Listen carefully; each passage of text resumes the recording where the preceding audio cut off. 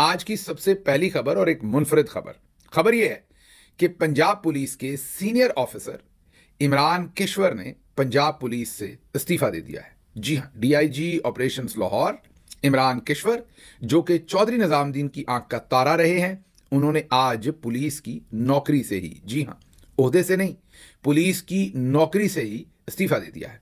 अब उनका जो रेजिग्नेशन का लेटर है वो बड़ा ही पढ़कर एक दफ़ा आपका दिल गर्म होता है और बहुत इंस्पायरिंग और इमोशनल किस्म का ख़त है। और आप जब उस ख़त को पढ़ते हैं तो आपको लगता है कि उस ख़त का या उस इस्तीफ़े का एक एक लफ्ज़ जो है वो खूने जिगर रखता है। एक एक लफ्ज़ के अपने एहसासात हैं, अपने जज्बात हैं। एक एक लफ्ज़ के अंदर ग़ुलामी की किसी न किसी तरह से तकलीफ़ पिन्हा है। एक एक लफ्ज़ ग़ुलामी की ज़ंजीरों को तोड़ रहा है और अंगड़ाई ले रहा है आज़ादी के लिए और ज़मीर के मुताबिक फ़ैसले करने के लिए। ख़त पढ़कर तो ऐसा ही लगता है कि किसी भगत सिंह के फॉलोअर ने ये ख़त लिखा है।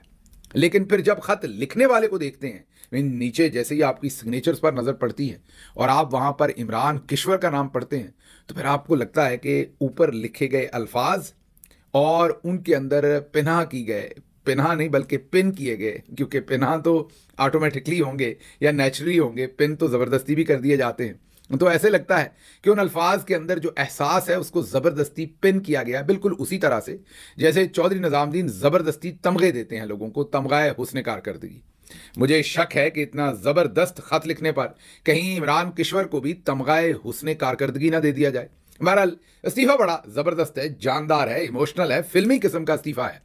और एक दफ़ा तो पढ़ के मुझे भी लगा था कि किसी क्रांतिकारी किस्म के पुलिस ऑफिसर ने ये इस्तीफ़ा लिखा है। लेकिन फिर जब मैंने नीचे नाम पढ़ा तो मुझे याद आया कि आज तो 14 मार्च है और आज से 2 साल पहले 14 मार्च के दिन ही इमरान खान साहब के घर का मरकज़ी दरवाज़ा तोड़ा गया था, याद कीजिए। और वो तस्वीर याद कीजिए जिसमें इमरान खान बैठे थे और सामने उनके बेशुमार आंसू गैस के शेल पड़े हुए थे। शायद पाकिस्तान की तारीख में किसी के भी घर पर इतनी शेलिंग पहले कभी नहीं हुई। और फिर दरवाज़ा तोड़ा गया, अंदर जाकर जिस तरह की बदतमीज़ी की गई वो आप सबको याद है। तो ये जो नाम लिखा हुआ है नीचे, यही साहब थे जो उस ऑपरेशन में भी कलीदी किरदार अदा कर रहे थे। यहीं काम नहीं रुका, इनका ज़मीर तब भी नहीं जागा जब 9 मई का तमाम काम इन्हीं को सुपुर्द किया गया था। जीआईटी के इंचार्ज भी यही बने थे और उस वक्त ये क्या कुछ कहते थे, इधर सुनिए। अरेस्ट वारंट ऑफ कन्विक्शन जो कोर्ट का है उसको एग्जीक्यूट करने के लिए जा रहे थे और जब हमने वहाँ पे जो गार्ड्स थे उनको कहा कि आप गेट खोलें, हमने कोर्ट का एक लॉफुल वारंट है उसको एग्जीक्यूट करना है और उनको अरेस्ट करके जेल में पेश करना है। तो उसमें उन्होंने गेट ना खोला और फिर हमें मजबूरन ब्रेक इन करना पड़ा और उसके बाद फिर लास्ट वाला जो उनका था बुलेट प्रूफ गेट है उसको भी हमने उनको केयर टेकर को कहा कि आप फ़ोन करके उनको कॉल कर लें, हम उनको इस तरह से तंग नहीं करना चाह रहे हैं, उनको बुला लें, अंदर से बुलाएं और वो गेट खुद खोलें। तो उसमें भी उन्होंने रेजिस्टेंस की, जिस पे हमने उसको तोड़ने की कोशिश की, लेकिन उन्होंने फिर खोल के वो बाहर आ गया चेयरमैन पीटीआई और उनको अरेस्ट किया। उनके अरेस्ट के बाद हमारा जो था वो हमने सर्च किया और कमरे को उनको सर्च करना था। तो उसमें हमने जो फ़ोन्स थे उनके कब्ज़े में लिए जिनको हमने फोरेंसिक कराना था, जिसमें इमरान खान का फ़ोन भी शामिल था। उसके अलावा जब हम सर्च कर रहे थे तो उसमें एक साइड टेबल के ऊपर इनका एक सिल्वर कलर का बाउल था जिसको मैं पकड़ने के लिए कोशिश करने लगा। तो फिर वो जो बुशा बीबी थी उन्होंने उस पर शाउट किया कि आपका वजू नहीं है तो आप इसको हाथ ना लगाएं, मुकद्दस चीज़ है। तो मैंने वो खोला तो उसके अंदर एक पोटली थी जिसके अंदर राख थी और प्रॉबेबली वो हड्डियों की थी, अब ये नहीं मुझे पता, इल्म नहीं है। उसके बाद फिर एक तावीज़ था जो रीडेबल नहीं था और कुछ हरूफ मुक़त्तियात प्रॉबेबली लिखे हुए थे और एक तावीज़, एक छोटी तस्बीह थी। ये चीज़ें उसके अंदर थी। She try to be rough with us, but हमारे साथ लेडी कांस्टेबल्स भी थी, हमारे साथ दूसरे लोग भी थे, तो हमने उसको उस तरह से रिस्पॉन्ड नहीं किया। आपने सुन लिया, जुबान भी सुन ली, आपने उनका जहर भी सुन लिया। जाहिर है इनका अपना ये फैसला नहीं होगा, इनको तो स्क्रिप्ट लिख के दिया गया होगा और इन्होंने बोल दिया। मैं तो सिर्फ आपको ये बता रहा हूं कि ये बेचारे कल भी गुलाम थे, ये आज भी गुलाम है। ना कल इनके ज़मीर ने अंगड़ाई ली थी, ना आज ली है, ना कल ले सकेगा कभी, क्योंकि ज़मीर का सौदा आप एक ही बार करते हैं, जब कर देते हैं तो बस फिर वो तमाम उम्र के लिए करते हैं। ये सौदा एक ही बार होता है, जब आपका हो जाता है तो पूरा होता है, थोक में होता है, ये परचून में नहीं होता। तो आप फिर सोचेंगे कि इतना इमोशनल, इतना इस्तीफ़ा सर्विस से ही कौन देता है। तो जनाब उसका इलाज जो है वो कल जो एक हाई पावर्ड सिलेक्शन बोर्ड था जिसमें इनकी परफॉर्मेंस को क्वेश्चन मार्क किया गया और कहा गया कि इन्होंने पूरी तरह से परफॉर्म नहीं किया। अब इन्होंने तो अपना सब कुछ चौधरी निजामुद्दीन पर निछावर कर दिया। अपना दीन, अपना, मैं दीन मजहब की बात नहीं कर रहा, मैं जो हम उर्फ़े आम में जैसे स्लैंग में इस्तेमाल कर लेते हैं कि अपना दीन ईमान हर चीज़ इन्होंने बेच बांट कर चौधरी निजामुद्दीन पर खर्च कर दी। लेकिन वो करेंसी कम पड़ गई। इन्होंने जुल्म भी इंतहा का मजलूमों के ऊपर किया, इन्होंने ज़मीर फरोशी भी इंतहा की इन्होंने चौधरी निजामुद्दीन के कहने पर हर गंदा काम किया, लेकिन चौधरी को इनकी अदाएं पसंद नहीं आई और चौधरी ने इनको हाथ नहीं पड़वाया। इतने दिल शिकस्ता हुए कि फिर थोड़ी सी मुश्किल अंग्रेजी में बहुत सारे यूफेमिज्म्स इस्तेमाल करते हुए इन्होंने एक भारी भरकम खत लिखा, इस्तीफ़ा लिखा। अब कहने वाले कहते हैं कि ये इस्तीफ़ा जो है टेक्निकली ठीक नहीं है, ये आईजी के नाम नहीं लिखा जा सकता और ये इस्तीफ़ा बस ऐसे ही है। ये इस्तीफ़ा असल में शायर कह रहा है कि मेरे बारी तुहानू की हो गया, मेरे बारी तुसी क्यों मेहरबानी नहीं कर रहे हो। शायर यहाँ पर यह कह रहा है कि या शेख इधर भी वेख, शायर यहाँ कह रहा है कि मैं चले ख़त लिख कर आपकी तवज्जो मबजूल करवा रहा हूँ, मेरी भी आप प्रमोशन करें। तो ये जो वो कहते हैं ना दिल चीरा तो बीच में से एक ही कतरा खून का निकला, तो ये वो एक ही कतरा था जिससे उन्होंने वो ख़त लिख दिया है। वो इस वक्त मिलिट्री जनरल्स को ये कह रहे हैं कि आपकी इतनी खिदमत की है, मेरी प्रमोशन तो बनती थी ना। तो बहरहाल ये एक बहुत ही इंटरेस्टिंग डेवलपमेंट हुई है और ये वही शख्स हैं जैसा कि वीडियो में हमने दिखाया कि वहाँ तावीज़ों की पोटली थी, तावीज़ थे, ये था वो था, जो चौधरी साहब ने कहा था इन्होंने बोल दिया था। वैसे दे दें प्रमोशन, क्या है मतलब, बाकी भी तो सबको आपने ऐसे ही दी है ना काम शाम करवा के, इसको भी दे दें, लोगों को तमगे दे रहे हैं, चले प्रमोशन ही देनी 23 तारीख को जहाँ इतने सारे टाउटों को तमगा है उसने कारकर्दगी दे रहे हैं, इनको भी साथ दे दें। भले बंदे हैं, आपका इतना काम किया हुआ है, चले हमारे लिए भले नहीं आपके लिए तो है। अच्छा जी, अगली खबर जो है वो आपके सामने इस्लामाबाद एयरपोर्ट से रखते हैं। इस्लामाबाद एयरपोर्ट पर पीआईए के पायलट ने वन व्हीलिंग कर दी। वन व्हीलिंग क्या होती है आपको पता है ना, मोटरसाइकिल एक पहिया अगला उठा के एक पहिए के ऊपर मोटरसाइकिल चलाते हैं, मन चले नौजवान चलाते हैं। अक्सर फिर उनका कई दफ़ा एक्सीडेंट हो जाता है, माँ बाप घर इंतज़ार करते रहते हैं, वो किसी हॉस्पिटल में पड़े होते हैं या जान से चले जाते हैं या शदीद तरीन ज़ख्मी हो जाते हैं, कई बच भी जाते हैं। वन व्हीलिंग एडवेंचरस सा काम है। तो आपने मोटरसाइकिल पर तो वन व्हीलिंग सुनी होगी, ये आपने दुनिया में पहला ये मार्का सुना होगा कि पूरा मुसाफिरों से भरा हुआ जहाज और उस पर वन व्हीलिंग कर दी। टेक्निकली वन व्हीलिंग तो नहीं, ये तो मैं एक एनोलॉजी के तौर पर कह रहा हूँ। हुआ कुछ यूँ कि कराची से एक फ़्लाइट उड़ी, जब वो लाहौर उतरी तो पता चला कि जो उसके पीछे वाले टायर होते हैं, जो जाहिर है 4 या 6 या 8 जितने भी टायर होते हैं, उनमें से चंद टायर, 1 या 2 टायर ही मिसिंग थे। जब उसने कराची से उड़ान भरी तो टायर पता नहीं आप पूरे थे कि नहीं, लेकिन जब इस्लामाबाद लैंड किया तो पता चला त्यारे के टायर ही पूरे नहीं हैं।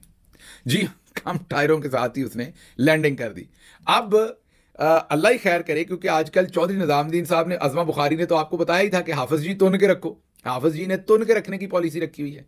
हर काम पाकिस्तान में जो गलत होता है, मसलन अगर कहीं पर दहशतगर्द हमला कर देते हैं तो हमला क्यों हुआ, उसको होने से पहले क्यों नहीं रोका गया, हमारे यहाँ ये सवाल नहीं पूछा जाता। ये पूछेंगे तो अकाउंटेबिलिटी होगी। हमारे यहाँ तो ये है कि हमला हुआ और सोचे हमले में वो बंदा 500 बंदे मार सकता था, हमने सिर्फ 10 बंदे जो है शहीद होने दिए। तो ये हमारी कामयाबी है, ये नाकामी नहीं है कि हमला हो गया। हमारी कामयाबी ये कि सोचे 500 बंदा भी वहां पर शहीद किया जा सकता था, हमने देखे सिर्फ 10 ही होने दिए। तो ठोके तमगा, जैसे वो नवजोत सिंह सिद्धू कहते होते हैं ठोको ताली, तो आजकल चौधरी निजामुद्दीन साहब ठोको ताली की जगह पे कहते हैं ठोको तमगा। अब तो कईयों के सीनों पर तो जगह ही नहीं रहेगी तमगा लगाने की, पता नहीं चौधरी साहब आइंदा उनके कहां कहां तमगे लगाएंगे। लेकिन बहरहाल तमगा ठोकी आ रहे हैं चौधरी साहब, जो भी आता है। अब ये कहीं पीआईए का पायलट ना उनके हत्थे चढ़ जाए, चौधरी साहब ये ना हो कि क्लेम करें कि ये पायलट दुनिया में नंबर 1 है जिसने जहाज में वन व्हीलिंग कर दी और उसको भी तमगा ठोक दें। आगे चलते हैं जी, ये खबर तो आपने सुन ली, लेकिन ऐसे ही चल रहा है मुल्क। टायर है नहीं है, चौधरी साहब ऐसे ही चलाए जा रहे हैं, कभी पूरे टायरों के साथ, कभी आधे टायरों के साथ। अगली खबर यह है कि जी मरियम नवाज शरीफ साहबा, महारानी ऑफ पंजाब, और वो अपनी पूरी फौज के साथ, वो भी एक महारानी है ना, उनकी भी फौज है, मतलब जाहिर है वजीरों की फौज है, उनकी मिलिट्री नहीं है। वैसे तो सब कुछ ही आजकल उनका है, तो आपको पता है पंजाब की चीफ मिनिस्टर हैं, लेकिन वो अपनी पूरी फौज के साथ अगले हफ्ते उम्रे की अदायगी के लिए तशरीफ लेके जा रही है। लेकिन आजकल मैं बता दूं कि बाजी जो है वो सख्त बीमार है। जी अल्लाह उनको सेहत दे, ये अंदरूनी जराए मुझे बता रहे हैं कि सख्त बीमार हैं, इसलिए तमाम मीटिंग्स आजकल घर ले रही हैं।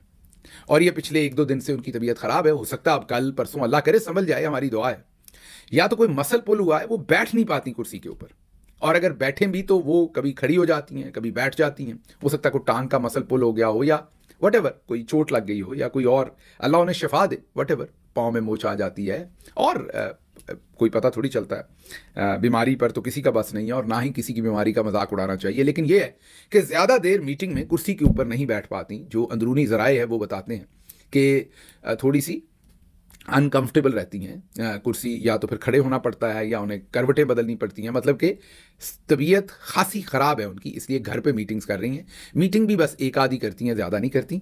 तो अब वो अपनी पूरी फ़ौज ज़फ़र मौज लेके वो पहुंच रही हैं उम्रा करने। हाँ, लेकिन ये जाएंगी आपके पैसों से।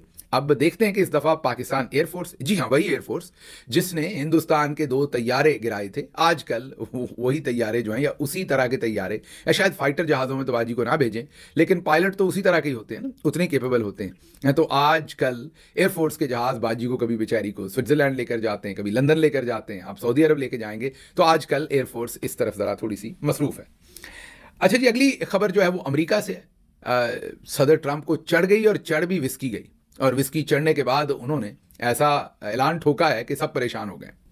कहीं यूरोप ने अमेरिकी विस्की के ऊपर कोई टैक्स आयद कर दिया, शायद 50%। सदर ट्रंप ने उसी वक्त वापस जवाबी फायरिंग की और कहा कि हम 200% टैक्स लगाएंगे तमाम वाइन के ऊपर। अब वाइन जो है वो ज़्यादातर यूरोप से आती है, फ्रांस से, इटली से, उन इलाकों से आती है ज़्यादा। अमेरिका उसका बहुत बड़ा कंज्यूमर है, क्योंकि अमेरिका की बहुत बड़ी आबादी है और महंगा कंज्यूमर है। अमेरिका के अंदर जो बाइंग पावर है कंज्यूमर की वो काफ़ी ज़्यादा है, तो यूरोप को इसका बहुत ज़ाहिर है नुकसान होगा। तो अमेरिका ने कहा कि अगर ये 50% जो विस्की के ऊपर आपने टैक्स लगाया है ये काम ना किया, तो मैं 200% टैक्स जो है वो वाइन पर, शैम्पेन पर, इन चीज़ों के ऊपर लगाऊंगा। अब ट्रंप साहब को चढ़ गई है, विस्की नहीं, जाहिर है ताकत चढ़ी है जो उनके पास है इस वक्त, जो अमेरिकी आवाम ने उनको वोट दिया है वहाँ की इस्टेब्लिशमेंट की मर्जी के खिलाफ, और वो अब वो फैसले कर रहे हैं जो उनको लगता है कि उनको करने चाहिए। अच्छा जी, अगली खबर आपके सामने रखते हैं। बस क्विक एक लाइन में ये खबर रखेंगे, क्योंकि फिर हमारी काफ़ी अंदरूनी खबरें हैं, उन पर भी बात करनी है। ये खबर भी अमेरिका से रिलेटेड है। ग्रीनलैंड, आपको पता है कि सदर ट्रंप ग्रीनलैंड भी लेना चाहते हैं। वजूहात उसकी भी धाते हैं, मादनियात है, फिर उसकी स्ट्रेटेजिक पोजीशन है। इन वजूहात की वजह से वो चाहते हैं कि ग्रीनलैंड या इनकी रियासत बन जाए या इनका टेरिटोरियल कंट्रोल आ जाए। इस वक्त तक ग्रीनलैंड जो है वो डेनमार्क का कंट्रोल उनके ऊपर है। वहाँ पर मेजर पॉलिटिकल पार्टी जो सेंटर राइट पार्टी थी, और वो इलेक्शन उसने विन कर लिया है। एंटी अमेरिकन जो लेफ्टिस्ट पार्टी थी वो हार गई है, और अब ये जो पार्टी जीती है ये प्रो बिजनेस, प्रो रिफॉर्म्स, और ये अमेरिका को वेलकम कहने के लिए लग रहा है तैयार होगी। तो सदर ट्रंप को एक और कामयाबी भी यहां पर मिलते हुए नजर आ रही है ग्रीनलैंड के ऊपर। अच्छा जी, अगली खबर जैसे मैंने आपको कहा कि इन हाउस बात करेंगे। शरीफुल्लाह जिनको पकड़कर हमारी ISI ने, हमारी MI ने CIA के हवाले किया और उनको वर्जीनिया की अदालत के अंदर पेश किया गया। आप याद कीजिए, काबुल के एयरपोर्ट के ऊपर बम धमाके में शरीफुल्लाह को बताया गया था कि ये मास्टरमाइंड है, किसी और ने नहीं बताया था। सदर ट्रंप ने जो खिताब किया था कांग्रेस के साथ, उसमें उन्होंने ये बताया था और पाकिस्तानी गवर्नमेंट को शाबाश दी थी। अब मिस्टर पार्कर जो कि FBI के प्रोसिक्यूटर हैं या ऑफिसर हैं, उन्होंने वर्जीनिया की अदालत के अंदर मिस्टर पार्कर जो FBI के एजेंट हैं, उन्होंने ये एडमिट किया वर्जीनिया की अदालत के अंदर कि जो शरीफुल्लाह है वो कोई ख़ास या बड़ा अहम टेररिस्ट नहीं है।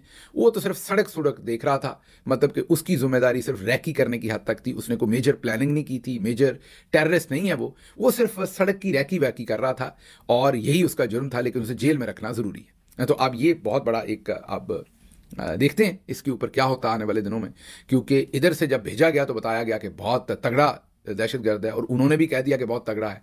अब ये अमेरिकी अखबारात ही इसको छाप रही हैं और अमेरिका ही रिपोर्ट कर रहा है कि ये कोई मेजर टेररिस्ट नहीं है, ये तो बेचारा ऐसे ही निचले लेवल का आदमी था और उसको खामखा इतना इंपॉर्टेंट बनाकर बढ़ा चढ़ाकर उसको बयान कर दिया गया। अच्छा जी, अब अगली खबर जो है वो army chief general Asim Munir की लीडरशिप, कोर कमांडर कोयटा, खुफिया एजेंसियों और ज़रार कंपनी के प्लान से कामयाबी के साथ मगवियों को बाजियाब करवाया गया है। कुर्बानियां रायगा नहीं जाएंगी। शहबाज शरीफ, उन्होंने आर्मी चीफ को, कोर कमांडर कोयटा को, खुफिया एजेंसीज को और ज़रार कंपनी को मुबारकबाद दी है। हमारी तरफ से भी कबूल कीजिए। और जिन जवानों ने अपनी शहादत दी है, हमारे भाई हैं, हमें अफसोस है जिन भी शहरियों की, सिविलियन हैं या फौजी हैं, हमारे सारे भाई हैं, जिनकी जान गई है, नुकसान हुआ है, हमारा बहुत ज़्यादा दर्द, तकलीफ और इस सारे वाक़े की मजम्मत। लेकिन जब शहबाज शरीफ साहब army chief, core commander Quetta, खुफिया एजेंसियों को मुबारकबाद दे रहे हैं, तो यहां पर यह भी बताना चाहिए कि यहां फेलियर किसका है, ये भी तो सवाल पूछना है ना। चलें, आर्मी चीफ ने, कोर कमांडर क्वेटा ने, खुफिया एजेंसियों ने ये ऑपरेशन करके दहशतगर्दों से लोगों को छुड़वा लिया, लेकिन दहशतगर्द इतने सारे इकट्ठे कैसे हुए और ये हमला कैसे किया गया, यहां तो किसी का फेलियर है ना। वो किसका है उसके ऊपर भी बात होनी चाहिए और उनका भी ऐसे ही नाम लिया जाना चाहिए ताकि आवाम को पता चले कि किसने काम खराब किया है। अच्छा जी, आगे चलें, एक और इब्हाम क्लियर हो गया। खबर यह है कि अक्सर सिक्योरिटी जराए से खबर चलती है। परसों जब डीजी ISPR ने कामरान शाहिद साहब के प्रोग्राम पर ऑडियो बीपर दिया तो वो मासूमियत में या उस वक्त के प्रेशर में या फ्लो में ये कह गए कि हम सारा दिन सिक्योरिटी जराए के नाम से खबरें तो टीवी पर चलवाते रहे। हालांकि आप सबको पता है कि सिक्योरिटी जराए के नाम से जो खबरें चलती हैं आधी से ज्यादा झूठ होती हैं, आधी से ज्यादा झूठ होती हैं वो खबरें, और वो आप सबको पता है। लेकिन उस दिन मेरा ख्याल है डीजी साहब या तो प्रेशर में थे या ओवर एक्साइटेड थे, व्हाटएवर, उनके मुंह से निकल गया कि सारा दिन हम सिक्योरिटी जराए के नाम से खबरें चलवाते रहे। तो चलें, ये मुद्दा भी सॉल्व हुआ कि सिक्योरिटी जराए से कौन खबरें चलवाता। आगे जी, डीजी ISPR ने कहा कि कानूनी तौर पर अमनो आमा और दाखिली सिक्योरिटी की जिम्मेदारी हमारी नहीं है। अच्छा, टेक्निकली तो आप ठीक कह रहे हैं, फौज की जिम्मेदारी तो सरहदों की होती है, अंदर तो लॉ एनफोर्समेंट दूसरे। लेकिन सर, इसी तरीके से ये जो ज़राअत हम कर रहे हैं, नहरें निकाल रहे हैं, चोलस्तान में खजूरें लगा रहे हैं, ये जो मेला मवेशियाँ और ये सब कुछ जो हम कर रहे हैं, SIFC बना खड़ी की है हमने, इस सब में भी तो आपका काम नहीं है। ये जो हम DHA और बहुत कुछ कर रहे हैं सर, ये भी आपका काम नहीं है। मतलब आप दुरुस्त कह रहे हैं, जो बात आपकी सही है वो माननी चाहिए।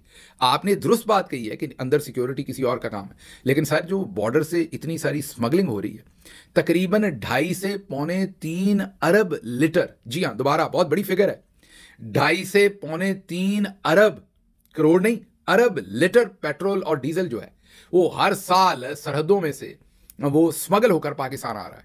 वो शॉपरों में तो आ नहीं रहा, वो कोई मुंह में डाल के कुल्ली करके, तो मतलब मुंह भर के तो ला के इधर खाली नहीं कर लेता, वो बड़े बड़े कंटेनर्स में आ रहा है। सर वो आपका काम है। फिर दहशतगर्द जो आप कहते हैं अफगानिस्तान से आए, सर उनको रोकना आपका काम है। तो अब जब आपने खुद ही कह दिया कि हमारा काम नहीं, तो फिर जरा देखना पड़ेगा क्या क्या काम। ये कैमरे शैमरे लगाना भी सर आपका काम नहीं है, ये अदालतों को मैनेज करना, ये पॉलिटिशियन से ज़बरदस्ती प्रेस कॉन्फ्रेंसेस करवाना, इमरान खान के जेल के अंदर मामलात हैंडल करना, ये भी माजरत के साथ आपका काम नहीं है। ज़रा इस तरफ भी थोड़ी सी तवज्जो अगर आप बुरा ना बनाएं तो। अच्छा जी, अगली खबर जो आपके सामने रखनी है वो खबर नवाज शरीफ साहब के बारे में है और नजम सेठी ने कहा है कि खबर यह है कि 3 सीटें उलटने जा रही हैं, 2 लाहौर से, 1 पेशावर से। ओन चौधरी और नवाज शरीफ की सीट खुसूसी तौर पर लाहौर से जो है वो फारिग हो जाएगी और वहाँ से जो उम्मीदवार असल में जीते थे वही कामयाब होंगे, मतलब कि डॉक्टर यास्मीन राशिद और सलमान अकरम राजा साहब। अब नजम सेठी साहब की खबर है, हमें नहीं पता कितनी दुरुस्त है, हो सकती है कि नहीं, नजम सेठी साहब हवाई खबरें भी छोड़ते हैं, लेकिन उन्होंने कहा है कि नवाज शरीफ को बहुत जिल्लत मिलेगी और उन्हें वापस लंदन जाना पड़ेगा। बहुत बड़ा ऐलान है नजम सेठी का। अगर ये हो गया तो ये बहुत मेजर डेवलपमेंट है, मैं यही आपको कह सकता हूँ। देखते हैं आने वाले दिनों में क्या होता है। लेकिन चलते चलते आपके सामने नईम बुखारी साहब का एक जो कमेंट है वो रखते हैं, इस पर तज्जिया मैं कुछ नहीं करूंगा। उन्होंने यही कहा है कि इंटर सर्विसेज पब्लिक रिलेशंस जो ISPR है उनको पता ही नहीं, प्रोपेगेंडा एक आर्ट होता है और एक साइंस होती है, ना वो साइंस में अच्छे हैं ना आर्ट में अच्छे हैं, उन्हें कुछ पता नहीं। क्या कहते हैं नईम बुखारी साहब, सुनिए। मुझे यकीन हो गया है कि inter services public relation ISPR को ये पता ही नहीं है कि प्रोपेगेंडा एक आर्ट भी है और साइंस भी है। ना उनको आर्ट आता है ना उनको साइंस आती है, बचगाना सी चीज करते। मुझे पता, लाहौर में एक घर था जिसमें कोर्ट कमांडर रहते थे, वो कायद रहमतुल्लाह ने खरीदा और बेच दिया।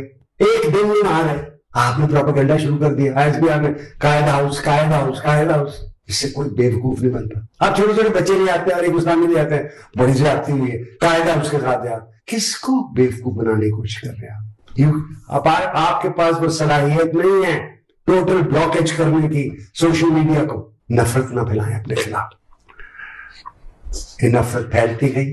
आप हम में से हैं, मैं कई दफा कह जाऊं, middle class and lower middle class आदमी ये ना करें, ये ना करें। मैं फिर से अर्ज करता हूं, ये ना करें कि अवाम आपसे नफरत कर ले।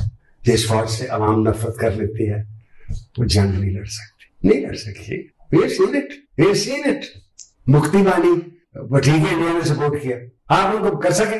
फुलिश डॉक्ट्रिन, मैं पिछले जिक्र किया था, एक जो चीफ आर्मी चीफ ने किताब में लिखी है, चीफ थे वहां, उन्होंने कहा मेरी फौजी ऐसे बैठ जाएंगी और फिर ऐसे वापस आ जाएंगे। वो पुल गए थे दरियाओं में, फिर पुल टूट गए थे, फिर वापस आ। इससे ये नहीं हो सकता जो आप कर रहे हैं। आप क्या चाहते हैं ये आप ही को पता है, मुझे नहीं पता, मैं डॉक्टर साहब को नहीं बता सकता। आप वो करें जिससे आपकी इज्जत महफूज रहे, जिसमें दरारें पड़ गई और पाकिस्तान मजबूत रहे। मुझे यहां से इजाजत दीजिए। अल्लाह आपका हामी और नासिर हो। पाकिस्तान जिंदाबाद।